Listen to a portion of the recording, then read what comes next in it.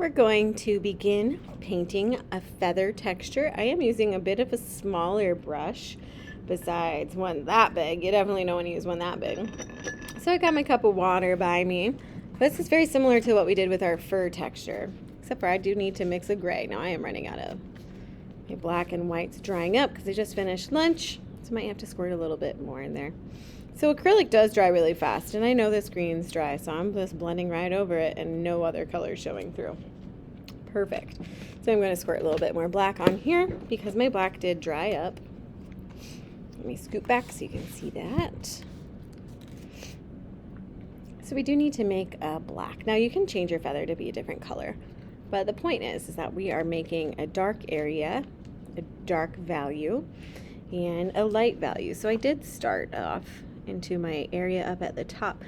Now I am making little strokes. I'm going to zoom in for you. Coming in from this stem in the middle. And I'm making mine a little bit more hairier than last time. I'm going to mix in a gray. So this is wet on wet technique, just like what we did before.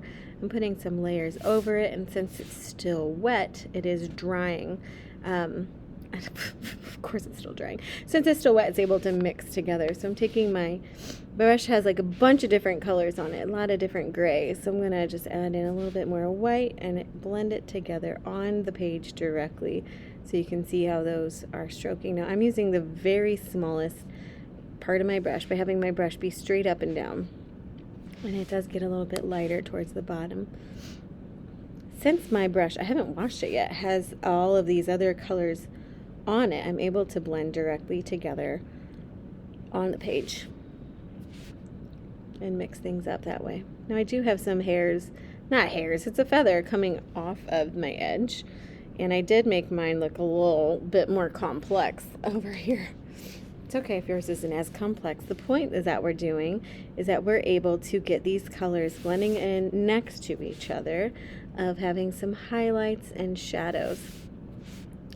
The feathering technique is a little bit more challenging, and not that many of you are drawing feathers for a project, but we are going to have some dark drop shadows and some highlights, and I don't want that one to stay that dark, so I'm drying off my brush a little bit.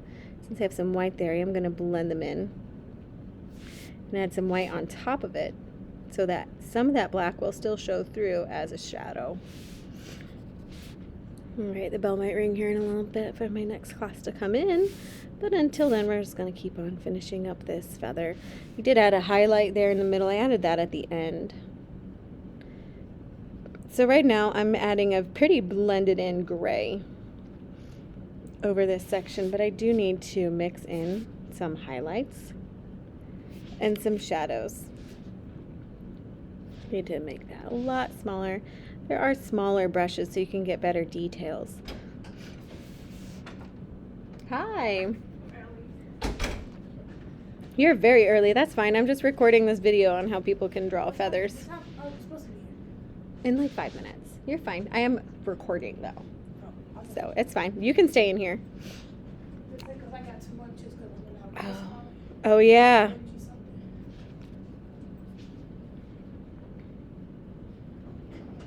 And then I'm just going to keep on going down. I am going to get my brush mostly clean.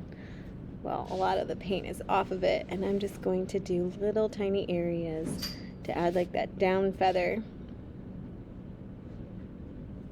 to the bottom. Going back over that area, I'm going to add just that little white streak that I did in the middle.